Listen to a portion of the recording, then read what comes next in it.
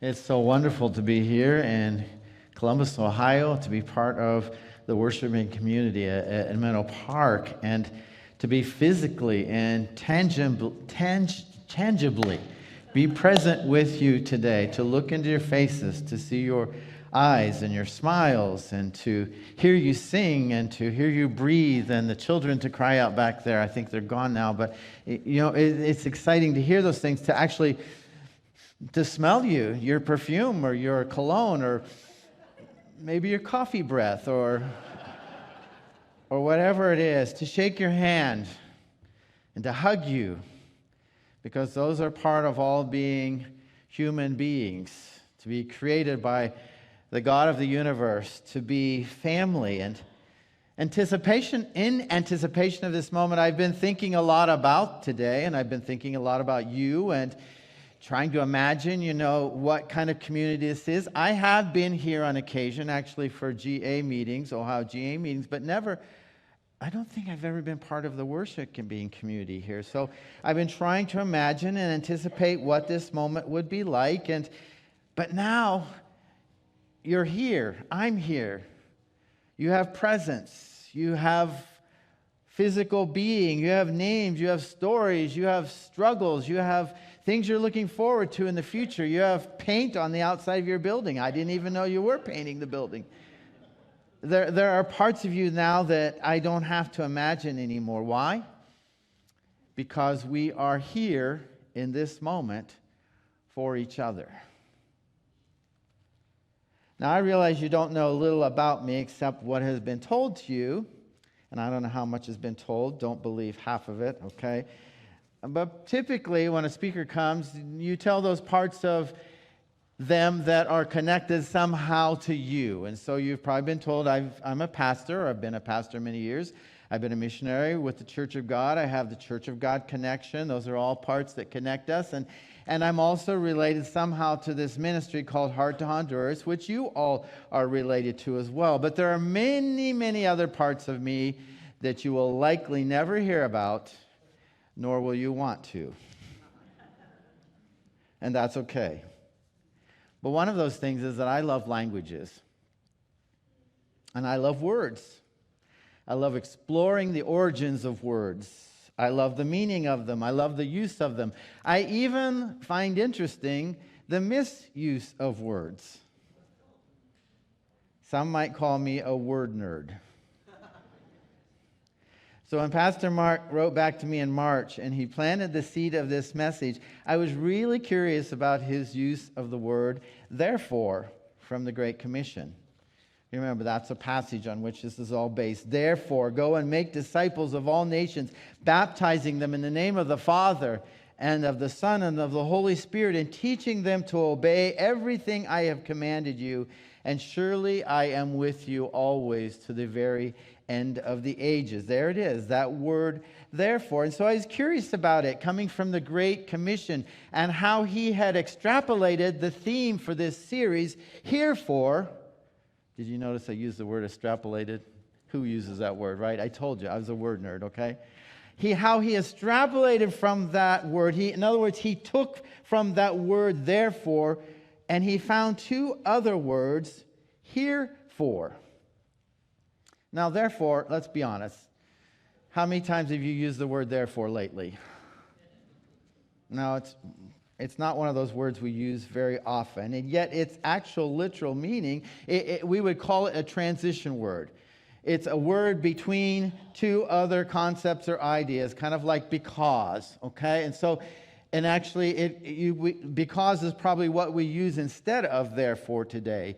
It's a transition word that literally means as a result of this, and the this is whatever comes before, then, and then comes the part that after that. That's why it's so important in the Great Commission. Jesus says to us in verse 18, all authority in heaven and earth has been given to me. That's the before part, okay? He's establishing his base. All authority has been given to me. Therefore, there's the transition. As a result of that, then comes this. And what is the this? It's our part. It's what he expects of us. It's what he wants us to do. It's the result. But as we're looking at it today, hidden within that word therefore, and its own particular meaning of being transitional, are these two other words that are found by the pastor, herefore. Now you might think this is just a clever play, as in a word search, and who doesn't love a good word search? Yeah, we got testimonies down here. There's something more here, I think, and trust me, have we talked about this at all? Have we ever had any conversation, collaboration about this? All I received from your pastor was this sentence 2 months ago, which basically just said, this is what the series is about. And from that, so we've not worked on this together. I have to trust that somehow the Spirit of God is at work in all of this. I'm convinced that these two words hidden within that other word, those two words herefore, are at the very heart of all the action words that come after that. The words like go. The words like, remember them? Teach. The word like make, right? The word like baptize. Friends, those words have no meaning in God's kingdom if we are not first herefore. If we're not first incarnationally present. Isn't that what God did? God put on flesh and he sent himself to live among us. He crosses over the dimensions of time and space and the barriers of culture, of race, of language, of religion, of anything else you can think of, to be here for us and to remind us of something that we often forget, that we are always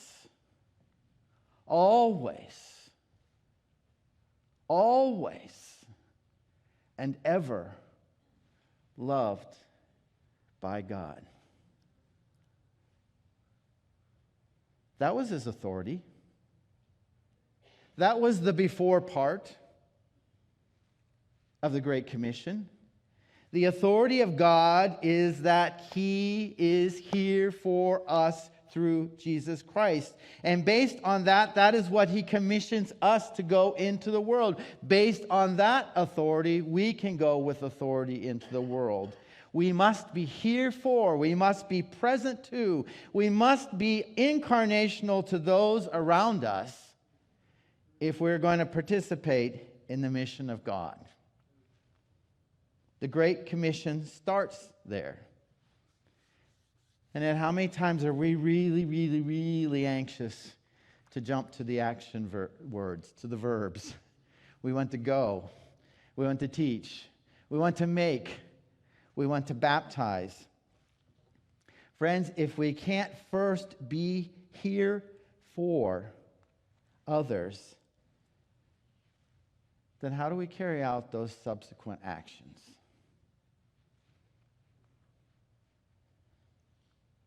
I want you to notice that it's not just being here. I'm here in this moment, right? You're here in this moment. We're all just here, and we could all just sit around being existential. We're all here. We all exist. But there's that important second word, and that second word is for. What does for do to here? It gives it purpose. Now my here has meaning. Your being here has meaning. I don't know what the meaning of you being here today. Maybe it's because God has a word for you. Maybe because you're here to talk to somebody else. Maybe you're here today. Who knows what the for is? But we are here for something. Being here for means that we live each day with that sense of purpose, that sense of passion, that responsibility to be fully present to those things that matter to God. And there is nothing that matters more to God than the well-being of his children. Because God was sent to care about our well-being. Again, that's the authority by which now we are sent to be present and to care about the well-being of others, even more than our personal comfort. Now, I want you to know this is not as easy as it sounds, this being here for, because there's so many things in our world that vie for our attention and try to pull us away from this moment, from being present to being here for. So I want us to think about, and I want us to look actually at the life of Jesus, how Jesus was here for us, so that we know better how to be here for others. So I'm going to start with this first one. We're here for others, or we're here for others when we listen, when we observe, when we pay attention, and when we take our cues from others. I have two beautiful adult children with their families. One lives in Florida, one lives in Chicago, Ryan and Rochelle. And they have brought to our families two beautiful granddaughters. Each of them have one, Soho and Sora. Now, why they gave them those names, I have no idea. It's as confusing as all get out for grandparents, and we're always mixing them up. Sora, Soho, blah, blah, blah. It's a tongue twister, okay? Sora and Soho.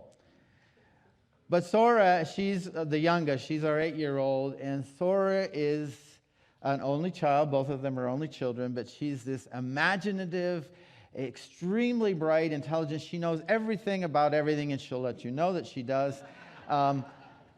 Creative, loves to play, and of course, being an only child, her play has been mostly with herself and with her parents. But when Grandma and Grandpa come, wow, these are new playmates, okay?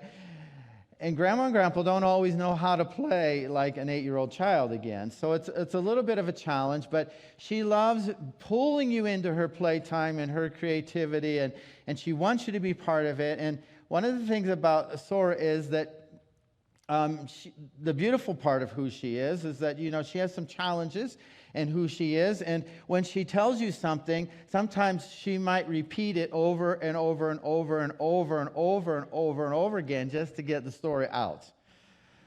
Okay, and all of that makes it very difficult sometimes for, old Grandma and Grandpa to pay attention and to listen. But another beautiful thing about Sora is she has no trouble telling you what she thinks, And she, in the midst of, she will stop and look and say, Grandpa, you're not listening.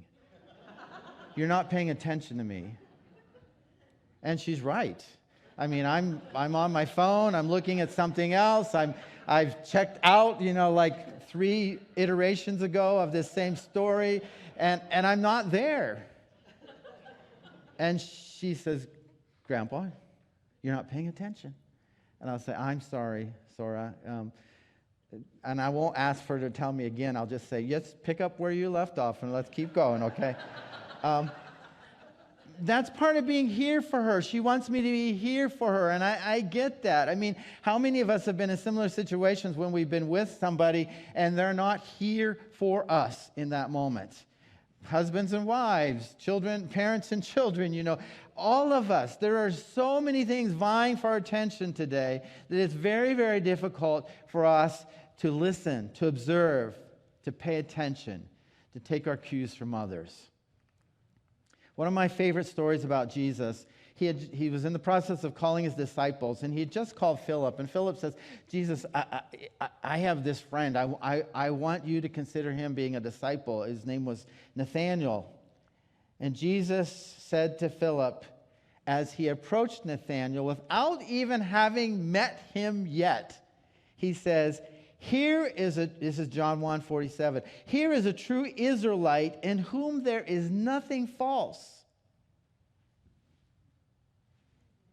Nathanael hadn't even met this guy yet, and he looks at him, he says, how do you know me?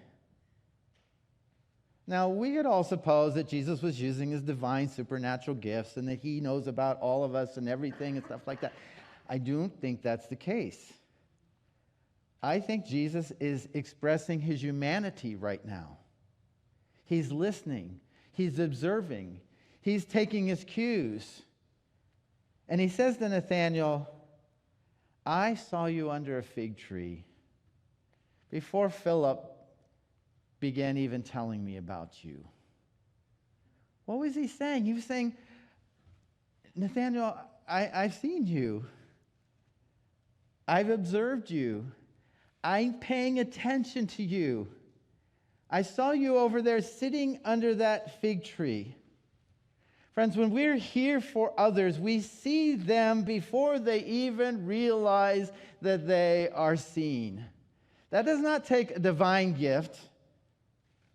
God has given us in our humanity the ability to see others, to hear others, to know them, to perceive things about them. Now, our perceptions might not always be right. We have to test them by entering into relationship. But he's given us the ability to pay attention, to see. That's what it means to be here for. If I'm not doing that, then I'm not here for you. If you go in and out of my life every day and I don't know anything about you at all, I've never noticed that you do this, then I'm not being here for you. We observe, we learn, we take our cues from others. We don't rely on our assumptions or what others have told us about people, but we use our skills of observation and perception that God has given us to know firsthand. One of the dangers of the times we live in is that we often rely on outside information to tell us about other things. When Heart to Honduras came into being a little bit over 30 years ago, at that time, Honduras was reported to be the poorest country in the world. Now, that conclusion was based on some measure of material poverty, and likely it was accurate. But what that one piece of information did not reveal was the spirit and capacity of the Honduran people. It became easier for us on the outside to see what we wanted to see, rather their poverty, their poorness, their running around half naked and without clothes and bloated bellies. It became easier for us to see that rather than to observe what was there. It was easier for us to satisfy our desire to help others if we recognize them as poor rather than to empower and develop them to become all that God sees in them. You see the difference? I imagine that day when Nathanael's sitting under the tree, there are other people saying, hey, look at Nathanael over there, that lazy bum. Doesn't do anything. He just sits over there under the fig tree. But that's not what Jesus saw. Jesus paid attention. He took his cues from what he observed. And instead of seeing a lazy man sitting over under a fig tree, he saw the potential of a disciple. If we're here for others, wherever they're at, here or in other countries in Honduras, we can't just see what others tell us about people. Or we can't just see the things on the surface. We must be willing to look beyond that and to see the possibilities that are there. But two, if we're to be here for people, we must, you're not going to like this one, okay?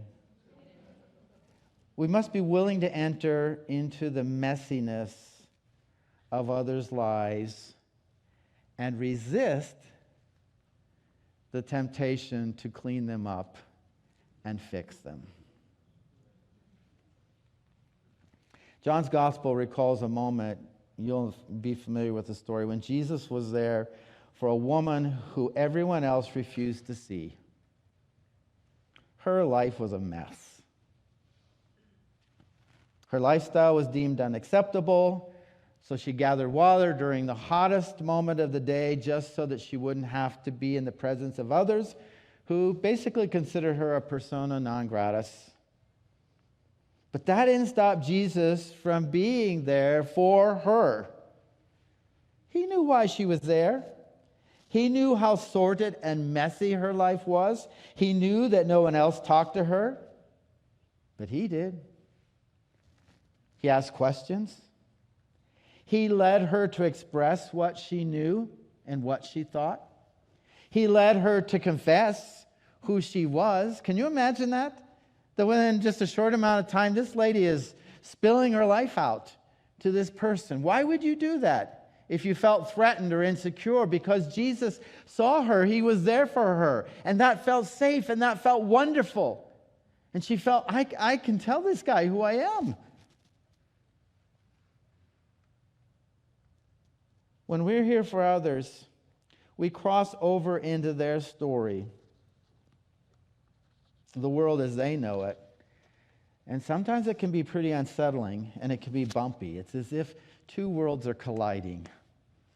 Our world and all we know, and this really different world out there.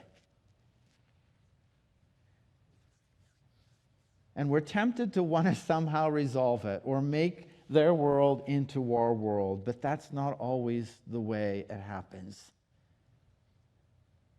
You know, in that story, Jesus really didn't wave his magic wand and fix her in that moment. And yet, what he did by being there for her was that it set into motion her own discovery into who she was. And you know what she did. She went back to her town and she began telling everybody, I met a man who saw me. He was there for me. He knew me and he loved me. And because of that, her life was literally transformed. Friends, when we're tempted to clean up the mess and fix the problem rather than letting others reflect on their own lives, they don't always find the solution or the transformation, because sometimes, or oftentimes, that is the work that each of us have to do. Again, in the story of Heart to Honduras, how many years did we spend identifying the problems and the messes of these communities? And if we can just go in and build enough houses, and we can just go in and build enough pilas or water stations, and we can do this and we can do that, and we focused on what we could do to address what we perceived as the problem, instead of entering it into the mess and asking questions and letting the Honduran people discover their own way. Do you see the difference? That's what it means to be here for, to pay attention, to be present, but also to enter into that mess and let God do what only God can do. 3, being here for others means we walk with them as long as it takes. We're often willing to be here for someone as long as it's convenient for us, as long as it kind of fits into our schedule. But as soon as we can, we're looking for the exit door. Again, one of my favorite stories from the life of Jesus comes from Luke's Gospel, chapter 24. You may have likely read it recently in post-resurrection period. But these two men, they're called disciples. We don't even know what their names are. They're walking home from Jerusalem. You know the story. They've gone there for the Passover, and lo and behold, they end up being firsthand witnesses to the trial, the death of Jesus Christ. And now they're walking back home, and they're confused. And there's rumors that Jesus has been risen from the grave, but they're not sure. How can that be? What does that mean? I call these two guys external processors, and I know that because I'm one myself, okay? They walk along, and they have to talk about it, and they have to get it out in front of them, and they're thinking about it, and that's what they're doing. And they've got 7 miles to do it, so they've got plenty of time. And they're just trying to figure out. They're so confused right now, and they're lost, and they don't know what any of this means. They're trying to make sense of it, and they don't even realize that somewhere along the way, somebody started walking with them. Now, that somebody just didn't butt in and make a case. That somebody, what did that someone do? He was here for them. He was listening. He was entering their world. He's trying to figure out what's going on here with these guys. And then he did something which I think is amazing. When he was here for them, he didn't enter with just, hey, let me just set you straight here, guys. No, he entered as a processor with them. He began asking questions. And that's what processors love. They love to ask questions. They love to, he entered in with them. He started walking alongside of them and listened, and then had moments to talk. And he began going back to the beginning of the story and recalling the whole story for them. He was listening. He was observing. He was paying attention. And finally, they got to their house. Well, that would have been a good place, just to end it all. And he was going to go on, but then they said, whoa, wait a minute. This has been really good. You're good at this. Can you come into our house? And he did. And he sat down with them, and he ate, and you know the story. He broke bread, and all of a sudden they realized that the God of the universe was there for them. He was here for them in that moment. Now, Jesus could have left them in their confusion. He could have stepped out long ago, but he didn't. He walked with them as long as it took. I love that your community, you're sending a mission team not only for a moment next week, but you are relating to a specific community called La Cañada. I've been to La Cañada many, many, many times. I've walked up in the fields with a young boy who is raising yucca. Now, what God created yucca for, I have no idea, because it is about the most blah, blah food in the world.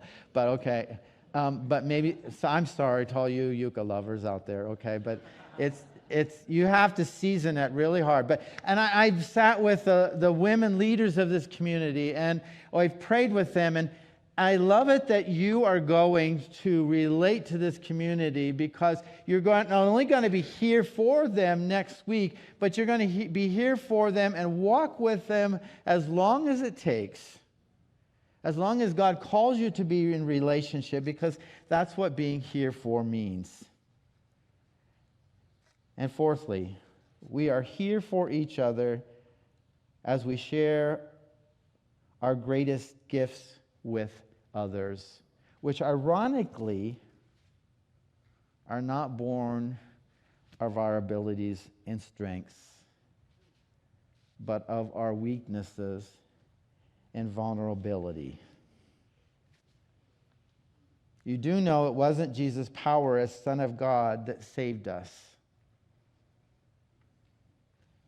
It was his vulnerability and weakness as a human who died on a cross. That's what turns our life around. That's what saves us, friends. When I felt called to respond to the Great Commission and went, like everyone else, I thought I was going because I had abilities and gifts that would somehow impact the world. And I'm here to tell you this morning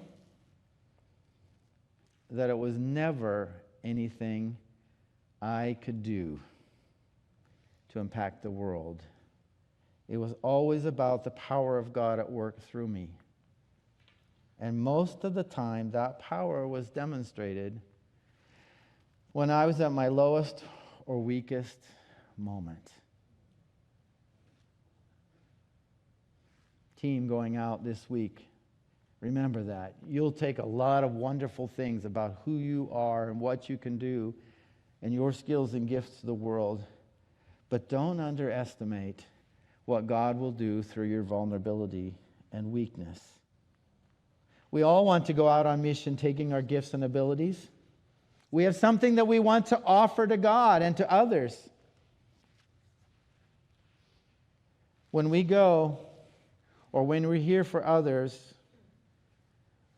we want to do that with all of our strength, and yet Jesus' greatest teaching to us is that the power of the Father God was not in what Jesus taught us. It was instead in his sacrificial death on the cross. His weakness that saved us. That's what it means to be here for, to pay attention, to listen, to enter into that messiness, to walk with people as long as it takes, and to be willing to be vulnerable. Let them see who we are, because it's in those moments that doors open for them to realize that God loves me too, even though I am weak. That's the herefore. That's that part between the authority of God and the authority for Him to send us out on mission. And then comes all those action verbs. And I'm only going to focus briefly on the one, the go. The go. Because go, when we say go, we usually think in linear terms. It's an action. It means go. You have to have 2 points to go, right? I'm here and I want to go there. So I walk over there. Now I've gone, right? Okay? And so when we hear the Great Commission, go means I have to go somewhere. And oftentimes when we hear ends of the earth, we think it's the other side of the world. It's wherever. We have to go. We will go from this place. So in just a few minutes, you will be putting in action your going. We understand that. But here's the interesting thing in God's spiritual kingdom. We can't limit going to a linear concept because God's kingdom is multi-dimensional. Ooh, I'm getting a little bit, trippy and spacey here, right? You see, going is always the act of moving from something to something else. But you realize going can also be just shifting. Shifting the way I think. Shifting an attitude. Shifting how I see the world, whether I see the world from inside of me in my perspective, or whether I see the world from this perspective.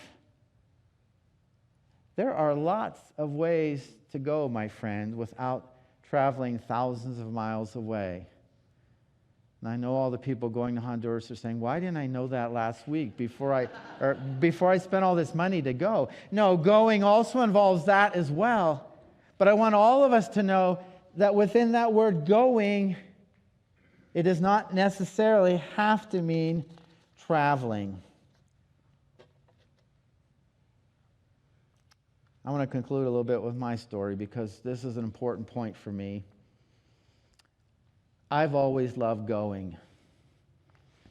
That's who I am. I mean, my parents took me to countries when I was just a kid, still even in junior high and high school. I went to Chiclayo, Peru. I was an exchange student there between my 9th and my 11th grade year and my 12th grade year. When I went off to college, I signed up for every trias trip I could ever try up. That's how I came to know the Krenz family.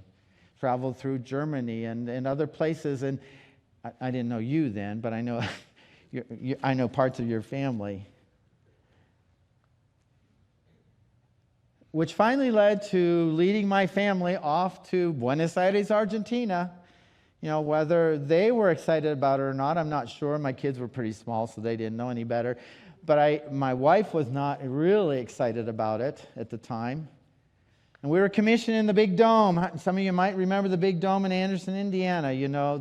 The Holy Temple there. We were commissioned using this same passage. By authority given to God, we were sent out into the world to go, to teach, to make disciples. And there we lived for 12 years. And they were wonderful years. And then in 2002, we needed to return for family reasons, personal reasons related to our children. They were both now in college. And I found myself back in Anderson, Indiana. Now, I never felt sent to Anderson, Indiana. You just didn't. I mean, that was the place from which you went. You went out from there, but you never feel sent. So there was coming back was this kind of, it was kind of like, I don't know that I want to be here. And that's literally how I felt for 4 years. Okay, I took an assignment with Park Place Church of God there, worked with worship and music. I finished finally my Master Divinity degree in the seminary there. But the whole time just feeling like this isn't it. This isn't right. I shouldn't be here. So the day I graduated with my Master of Divinity degree, I tendered my resignation at Park Place Church of God because I just knew that God had done all of this to me. I had endured those 4 years just so that He could send me out again into the world. So I waited with bated breath and anticipation, promised my wife I would work and get a job. So I did. I sold holy trinkets at Gaither Resources there in Alexandria, Indiana. I never did retail before. It was weird, but, especially when you're selling stuff to people you were pastoring just a few weeks ago, that was really weird. But anyways, I digress. Waiting and waiting and waiting. Well, in the midst of all that waiting, and during that time, there was a variety of things began to emerge. A church out in Portland, Oregon, a church in Florida, regional coordinator for the Church of God of missions in all of Asia, a possibility of a missions assignment in Barcelona. I mean, we had a list on our fridge, it was just growing, and we were just praying every day, God, guide us, where are you sending us? And out of the blue, I got a phone call from a dear friend and mentor, missionary in the Church of God. Her name is Ann Smith. And Ann said, Randy, I said, yes. There is a church in Lima, Ohio, and they're without a pastor. And they just need somebody to fill in the pulpit this weekend to speak there. Would you be willing to do that? Well, I wasn't doing anything else, especially on the weekends. I said, sure, I'll go.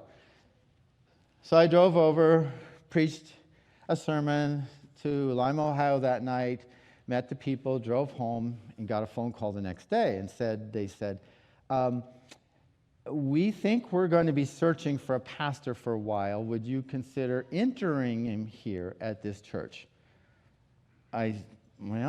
Still nothing's clear yet. I can do that, but you need to know I'm getting ready to be sent out into the world. I didn't say it quite that way, but, that was the idea. You need to know. And they said, okay, no, we're happy. If you can be here a few weeks, a month, whatever it takes, we're just happy for you to be here. So I started making the weekly commute over to Lima, Ohio. Anybody from Northwest Ohio? Lima, Ohio? There we go. Okay, well, I'm glad you're proud of it, because I sure wasn't. I mean, literally, yeah, and you guys go when you need to go. I know, okay. Because I know you got something really important. I want you to be here for her, okay? Okay. Do you know that for years when you took a picture on your phone, and you know how on your phone it tells you where you've taken the picture? Do you know for years, it doesn't anymore, it's just been a recent change, but for years, when I would take a picture in Lima, Ohio, and it would tell me, it would say, Tar Pit, USA. Literally, tar pit. Do you know why that is? Because thousands and thousands of years ago, Northwest Ohio used to be a big tar pit. That's why there's still oil refineries there. There you learned a little bit about North. Tar Pit, USA. And I'm thinking, really? That's where I'm, Long story short, the weeks turned into months. And about 3 months into this venture, the search committee comes to me and says, hey, Randy, things are going really well. Would you stay and be the pastor of the church? Or would you consider us being the pastor of the church? I said, ethically, that's not right. You should not be considering me. I cannot be the pastor of this church, and you know that. And in my mind, I'm still thinking, God, please make clear to me, where are you sending me? Where are you sending me? 3 months pass on, and they return to me again. Now, by now, God has been doing a number on my mind and actually been scratching off all the places on the fridge because for one reason or another, they didn't work out. And lo and behold, in July of 2007, I found myself as lead pastor of Crossroads Church of God in Tar Pit, USA.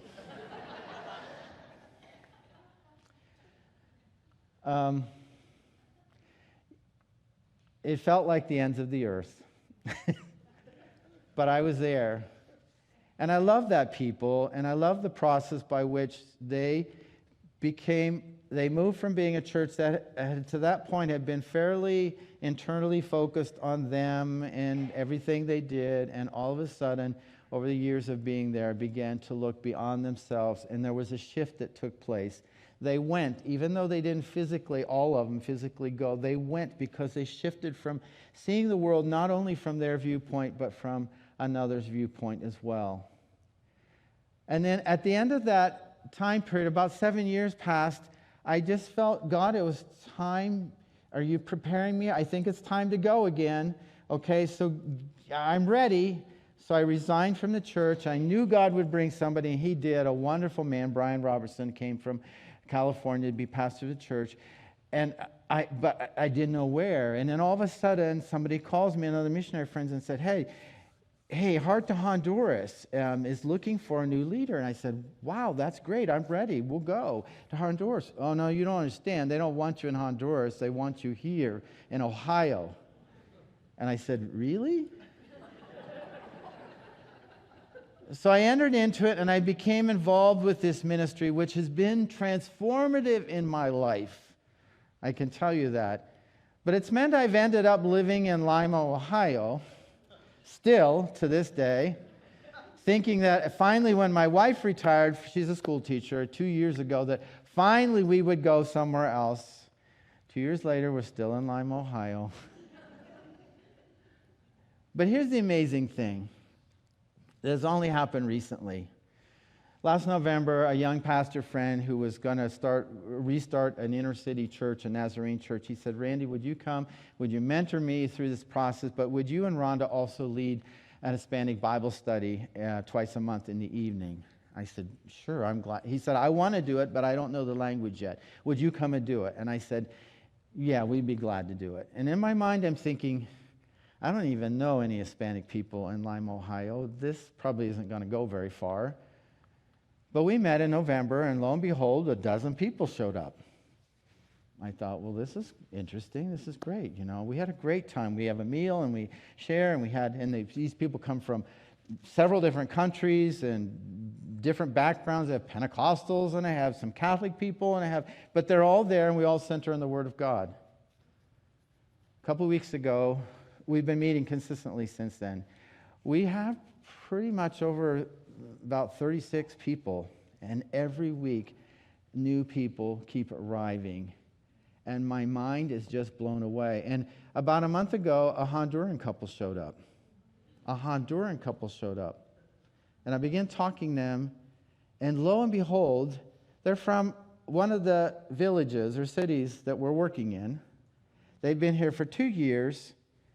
They have family back there that they haven't seen for 2 years. And just last week, I had the joy of taking pounds and pounds of vitamins to their mom and dad and a pair of shoes and some other stuff to share with them, because I work in Honduras, and this couple lives in my city in Lima, Ohio, in Honduras. And the circle of go just became complete for me. And not only that, I got home late Thursday night and had to drive to Fort Wayne to get my car Thursday morning because my wife had flown to Florida, and I had to get a Lyft driver. And I got in the Lyft in front of my house, and as soon as I got in and closed the door, the man in very broken English in front of me said, "And God give us safety over our journey today." I said, "Amen." And he turns around at me with his big smile and he says, "I knew it. You are a man of God." And he began talking to me the whole trip, revealing that he is a Haitian man who's been living here 3 years without his wife and his son, and sharing with me about the dangers. And I'm sure you've read in the last couple of days about the horrific thing that happened to the couple there. And my heart is just broken, and I'm thinking, God, how can it be that Haitian is here in Lima, Ohio? And I'm thinking, what can I do to help this man and his family and things like that? And so then on top of that, this is getting really long here, but on Saturday, I had to go meet the couple whose family I delivered the stuff to in Honduras, and I pulled up to the church, and I hear this music, and they're singing in the church that I have been helping and working with, and I think, I don't recognize those voices. And I went in the church, And there in the church is a worship team up front, and they're all practicing. And I'm thinking, what in the world's going on here? I was only gone a week. How did this happen? And I came back out, and there was a car pulled in, and the door opened, and a man got out, and I said to him, I said, well, hello, how are you? And he says, I'm fine. I said, are you with the people inside there? And he said, yes, my name is Frank. I am the pastor of the Haitian church here. Wait, the Haitian church in the church that I'm involved with, that's doing the Hispanic ministry? Yes, we just started 2 weeks ago. And all of a sudden, this story and that's, friends, all I am here to tell you that when we live here for others, the go part becomes kind of insignificant. Because go is everywhere. The nations are everywhere. When we are here for others, we both go and we stay. We both teach and we learn. We both make disciples and we become disciples. We both baptize and we are baptized in the very Spirit of God. That's my story. Now, what about your story? You are here for someone. How far are you willing to go to be here for others? Would you pray with me? God, thank you for your powerful word. Thank you for seeing in us not inept human beings who are sinful and frail, but you saw in us the potential to be your ambassadors, your disciples. And you empower us to go forth. Not with any strength or great ability, but you send us forth with our own weakness. And all you ask of us as we pay attention. So we enter into the lives of others, even into the messy parts of it. That we're willing to walk with them for the long haul. God, that's what you send us forth to do. And if we do that and trust in that, you will do marvelous things far beyond anything we could ever dream or imagine. So it is in your power and your name that we go forth today. And the people of God said, amen.